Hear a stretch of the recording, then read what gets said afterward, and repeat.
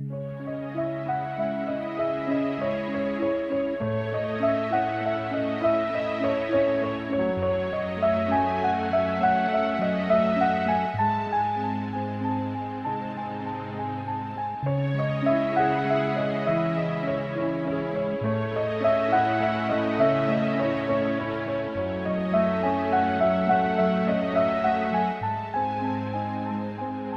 boa noite a todos.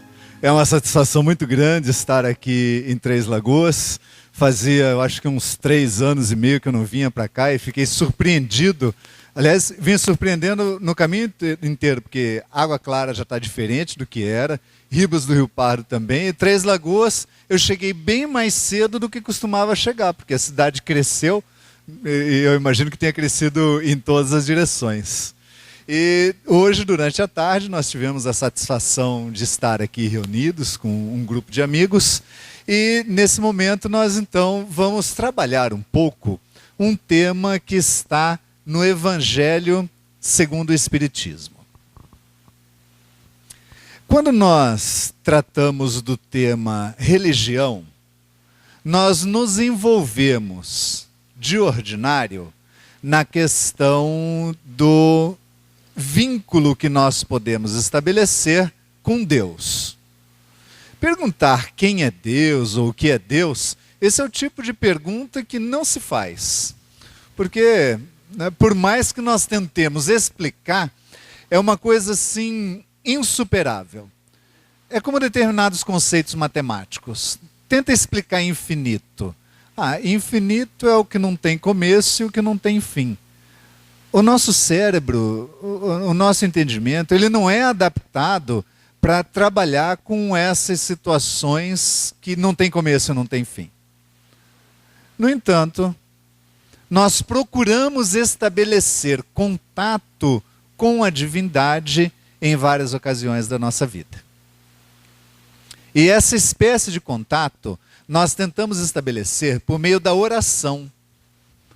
E cada qual fará a oração de acordo com a forma pela qual foi educado.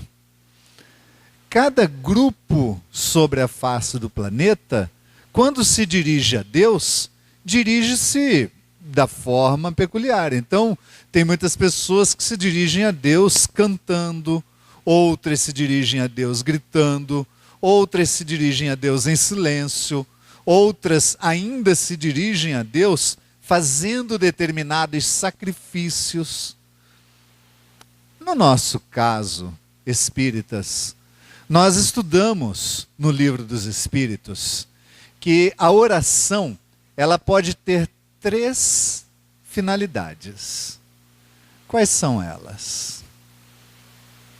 Pedir, louvar e agradecer.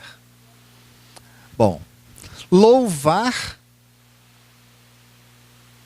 não é muito comum nós ouvirmos uma prece de louvação. O louvar, em geral, dentro do âmbito espírita, o que nós fazemos é nos extasiar diante da divindade por algum motivo. Então, de repente, você está num estado de êxtase e de satisfação e de engrandecimento, e você fica parado assim, como quem admira, por algum motivo, o universo. E às vezes nós nem sabemos o porquê. Esse instante é um instante de louvação. O agradecer aparece muitas vezes nas nossas orações.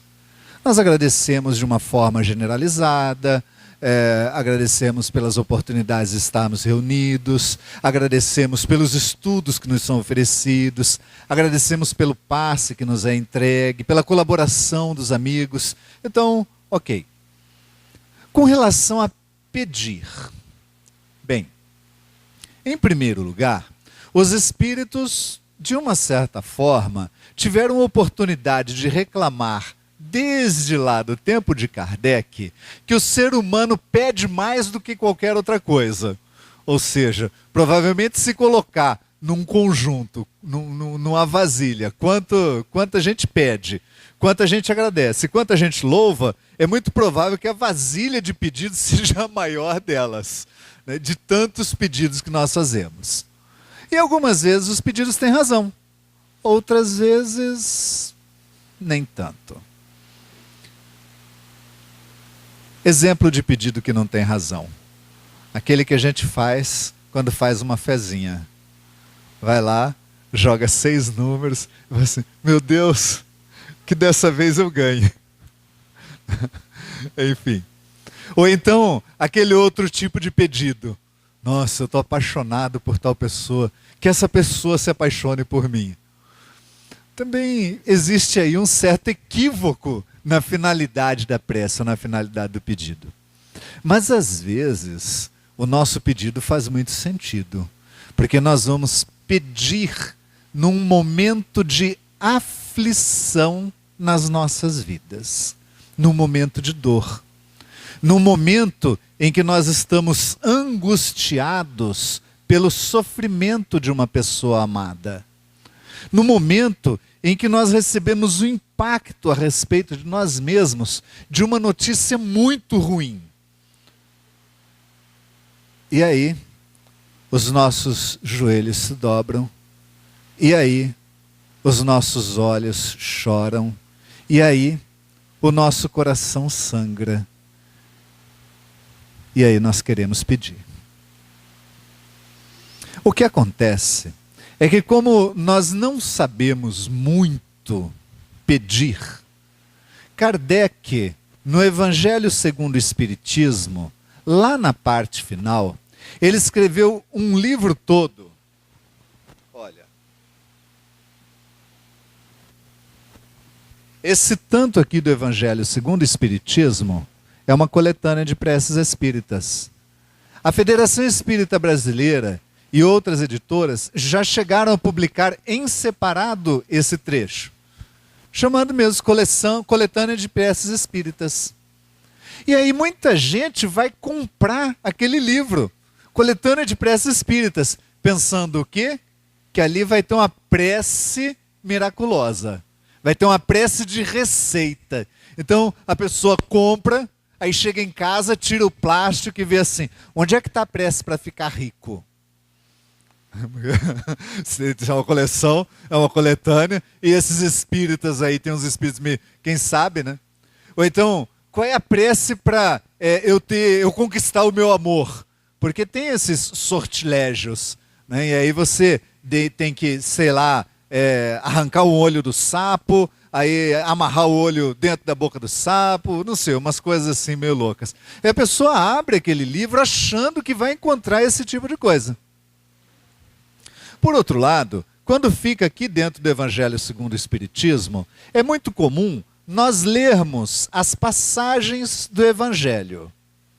Quando chega na prece, muitas vezes nós pensamos assim, fazer prece eu já sei, então essa parte eu não preciso. E aí a gente não lê. Por que eu vou ler um exemplo? Por que eu vou ler um modelo?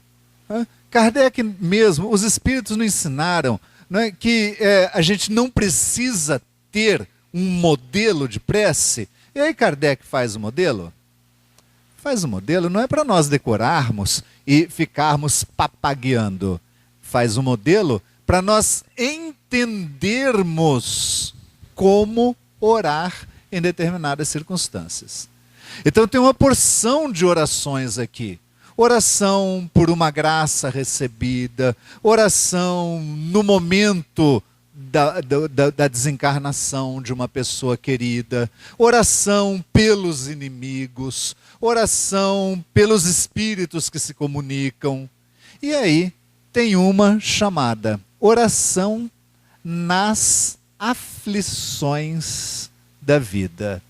Nos momentos de sofrimento, de dor, de angústia, de sofrimento físico ou de sofrimento moral. Que às vezes a angústia moral nos abate tanto, tanto, tanto, que seria melhor nós ficarmos um mês com dor de dente do que sofrer daquela dor moral. Pense, por exemplo, na mãe que perde um filho estando brigada com ele. Que dor imensa essa, porque o filho parte e ela não teve como se reconciliar. Então, nós temos aflições? Temos. Como fazer uma prece nesse momento de aflição? Então, Kardec, nessas preces espíritas, ele escreve, na verdade, 2 textos em cada prece. Um primeiro texto ele chama de prefácio. É uma introdução. Ele explica aquela prece. E depois ele escreve a prece. Vamos ver então esta para as aflições da vida. Diz Kardec assim: podemos pedir a Deus favores terrestres.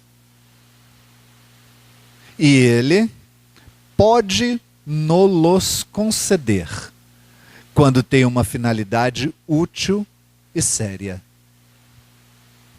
Vou repetir esse trecho, porque às vezes as pessoas dizem assim: que negócio é esse de ficar pedindo tudo a Deus? Kardec está dizendo aqui: podemos pedir a Deus favores terrestres. Nós estamos ocupando um corpo de carne por um tempo de experiência. Durante a ocupação deste corpo de carne, que espécies de necessidades nós temos? Não são necessidades materiais? Nós temos necessidade de alimentação, não temos necessidade de abrigo, de saúde, de carinho.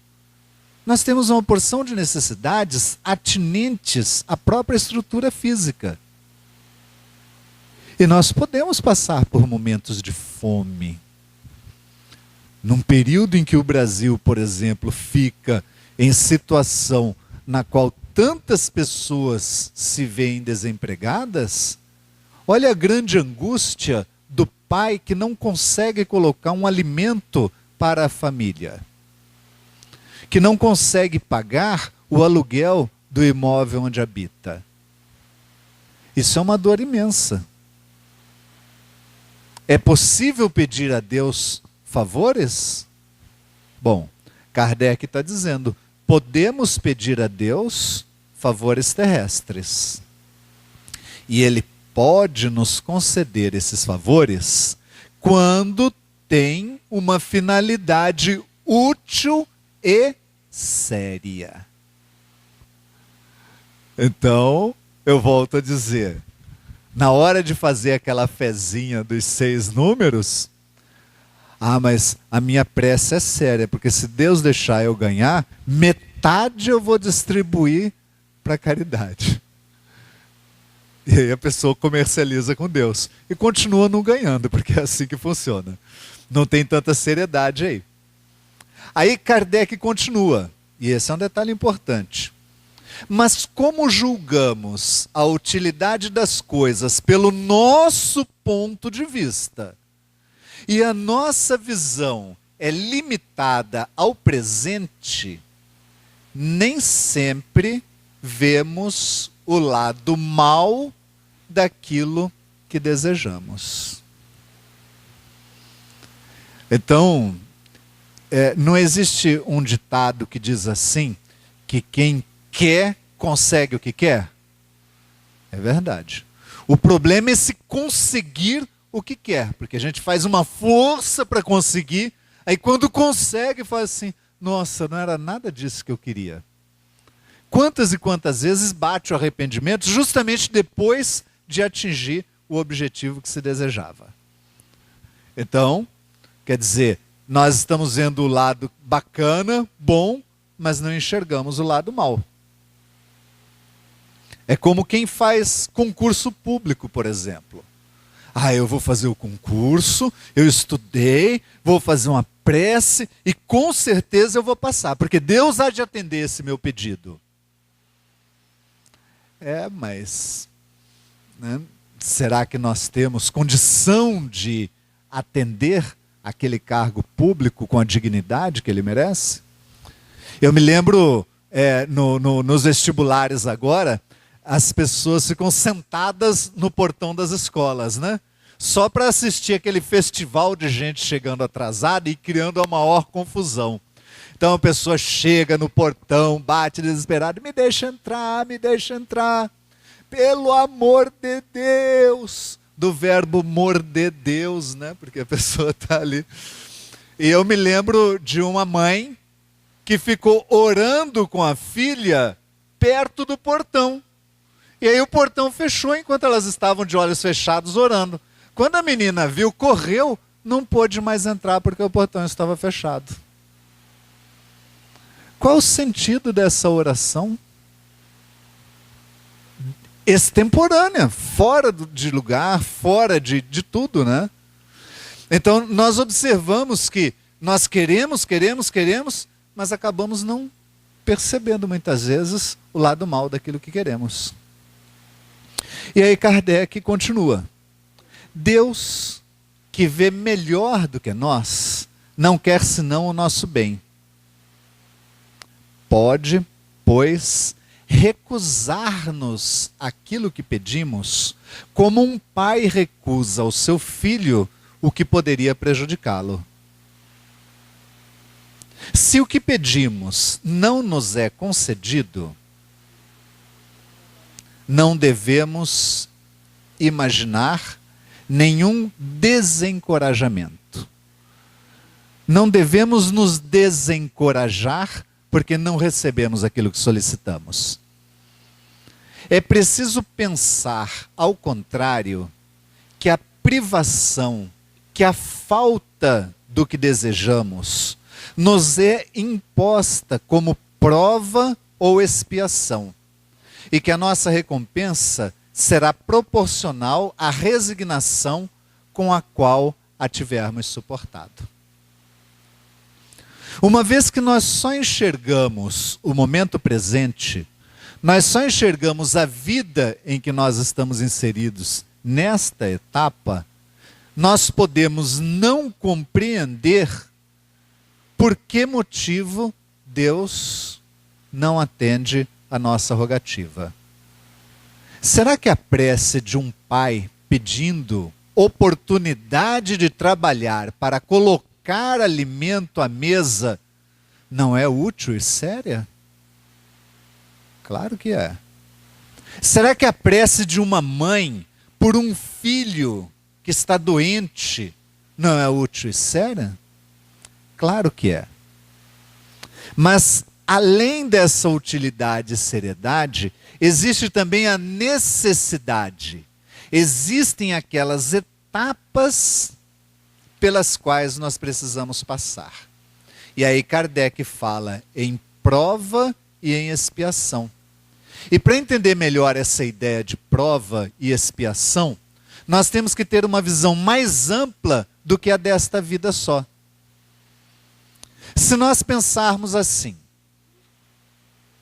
nós somos espíritos que, ao longo da nossa jornada evolutiva, ora vestimos um corpo, despimos o corpo. Vestimos outro corpo, despimos também. Vestimos mais um e nos libertamos dele. E agora nós estamos usando o corpo presente, aprendendo as leis de Deus. E ao longo de todas essas existências, ora nós nos comportamos de acordo com as leis divinas, ora nós contrariamos essas leis. E ao contrariar as leis, nós contraímos dívidas, pelas quais nós precisaremos responder. Se nós nos comportarmos de acordo com as leis divinas, nós estaremos exercitando o amor e no exercício do amor, nós conseguiremos resgatar aquelas dívidas. Mas se nós não estivermos harmonizados com as leis divinas, nós vamos sofrer determinadas consequências daqueles erros que nós cometemos. E esse sofrimento das consequências, porque permanecemos desarmonizados com a lei divina, chama-se expiação. Daí eu pergunto, qual é a mulher que gostaria de ficar grávida, né, e imaginar assim, o meu filho vai ser anencéfalo? Ninguém. E se vier o filho anencéfalo? São as consequências que nós precisamos retomar. Ou então, são determinadas provas que poderão demonstrar de que maneira nós nos comportamos diante dos eventos que nos são desagradáveis. Se nós já aprendemos a superar ou não. Então, Kardec coloca esse alerta. Se o que nós pedimos não for concedido, o que é que nos cabe fazer? Ficar revoltados? Ou aceitarmos aquela vontade? Como alguém estava com uma camiseta hoje à tarde, escrito assim: se você estiver cansado, escrito na frente, né? Se você estiver cansado, e aí escrito atrás: aprenda a descansar e não a desistir. É isso que nós precisamos aprender. Se nós estivermos sofrendo, aprendamos a nos resignar e não a nos revoltar. E resignação aqui, pessoal, não é resignação passiva. Esse é um outro detalhe. Tem gente que pensa que se resignar é falar assim, então eu não vou fazer mais nada. Não! Porque o universo é eterno movimento, eterna exigência de que nós façamos. Então, o que é que nós precisamos? Nos resignar ativamente. Nós precisamos nos resignar tentando melhorar sempre no esforço de progressão. Porque se nós não fizermos isso, o que acontece com muita gente? A pessoa entra, por exemplo, na marvada da cachaça e começa a beber para esquecer os sofrimentos da vida. O que me lembra um colega, diz assim, nós temos dois problemas quando nós vamos ficando mais velhos. Nós estamos ficando muito velhos, né? Então temos dois problemas. Ou você tem Alzheimer, ou você tem Parkinson, que é aquela doença que o sujeito fica tremendo, né? Aí eles assim, olha, eu prefiro ter Alzheimer do que Parkinson, porque eu prefiro esquecer de pagar a conta do que derrubar a cerveja. Então, quer dizer, são situações que nós vamos enfrentando, são dificuldades. E essas dificuldades exigem de nós que nós sejamos proativos, que nós procuremos superar ainda assim, ao invés de fugirmos para a bebida, ao invés de fugirmos para a droga. Então nós vemos pessoas que conseguem atingir uma determinada posição de vida econômica, mas a tensão é tão grande que ela ao mesmo tempo começa a se afundar na droga. E aí tudo aquilo que a pessoa conquista, ela perde porque a droga destrói. Ou a pessoa entra em depressão. E aí, como diz o Dalai Lama, numa frase muito famosa dele, né? A coisa mais difícil para entender é a humanidade, porque o homem gasta um tempo enorme, gasta tempo e saúde para conseguir dinheiro. E depois ele gasta todo o dinheiro que ele ganhou para tentar conseguir saúde de volta, o que não faz sentido nenhum. Mas é uma verdade na vida de muita gente. E aí Kardec redige a prece. Como é a prece neste momento de aflição? É assim. Deus Todo-Poderoso, que vê as nossas misérias, digna-te de escutar favoravelmente os pedidos que te dirijo neste momento.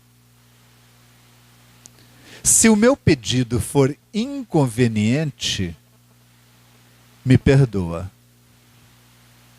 Se for justo e útil aos vossos olhos, que os bons espíritos que executam as suas vontades venham em minha ajuda para o seu cumprimento.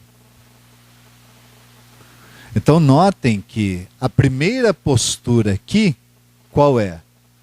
Não é assim, ah meu Deus, eu quero isso. É assim, meu Deus, eu estou aqui na sua presença. Eu reconheço que muitas vezes eu não sei pedir. Então se o que eu vou pedir agora não era para pedir, me desculpa. Deixa para lá, esquece. Mas se o que eu vou pedir puder ser pedido, é interessante que algumas pessoas dizem assim, Deus sabe de todas as nossas necessidades. Sabe mesmo?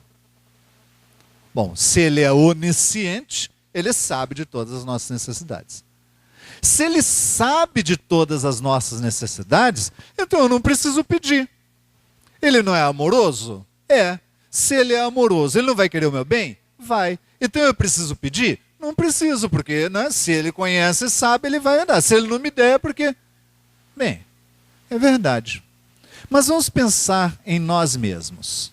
Quem é pai ou mãe, ou mesmo quem é filho. Nós amamos os nossos filhos? Amamos. Mas se o filho quiser tomar um picolé e não vier dizer assim, mãe, compra um picolé para mim, a mãe vai comprar? Eventualmente não. Então, manifestarmos o nosso desejo diante de Deus é exatamente nós oferecermos uma posição. Claro que pode ser equivocada e a gente já se desculpa de antemão. Olha, eu não quero incomodar. Mas já incomodando, se puder ser, porque a vontade, aqui a minha vontade possa estar de acordo com as suas leis. E aí ele continua. O que quer que me aconteça, meu Deus, que a sua vontade seja feita. Se os meus desejos não são atendidos, é porque entra nos seus desígnios experimentar-me, e eu me submeto sem murmurar, sem resmungar, sem ficar pensando assim, Deus gosta mais do meu vizinho do que de mim. Deus gosta mais do meu irmão ou da minha irmã do que de mim. Que nem a minha mãe. Minha mãe gosta mais da minha irmã do que de mim. A gente tem essa briga às vezes em casa, né? Principalmente quando mãe ou pai não sabe distribuir bem o amor, aí fica sempre um filho achando que o pai ama mais o outro filho. Mas Deus não é assim. Deus ama a todos nós igualmente. Então, por que o meu irmão recebe e eu não? Cabe a mim submeter-me. Fazei com que eu não veja nisso nenhum desencorajamento, e que nem minha fé, nem minha resignação sejam abaladas. E aí, formular o pedido, aquilo que se deseja obter. Percebem a simplicidade? E percebem também como fica colocado de tal maneira que, se eu vou até Deus formular um pedido, eu tenho que ir reconhecendo que Ele pode atender-me se for bom para mim. E às vezes não é nem para mim, é para aquela pessoa que eu amo. Se eu tenho um filho que está doente, eu posso pedir. Mas se a expiação for daquele filho, o que é que eu vou precisar fazer? Vou precisar aceitar que aquela vontade é maior do que a minha. Porque a vontade divina é que efetivamente vai se cumprir. E se o meu filho sofre, o que é que me cabe fazer? Resmungar contra Deus? Não. Estar ao lado do meu filho e procurar contribuir para minimizar aquele sofrimento. Para que o meu filho não se revolte. Para que o meu esposo não se revolte. Para que minha esposa não se revolte. Para que aceite também. E nem sempre é fácil isso. Mas aí É a nossa parte da jornada. Então, eu quis trazer esse trecho, essa oração, para mostrar para vocês que existe uma parte muito rica no Evangelho segundo o Espiritismo que nos ensina a fazer orações. Não ensina a fazer mágica através das orações, mas nos ensina a conversar com Deus de uma maneira que seja eficiente, tanto para nós, quanto para aquilo que Ele pretende em relação a todos nós. Então era o que eu queria deixar para essa noite, e agradeço a paciência de todos por esses instantes.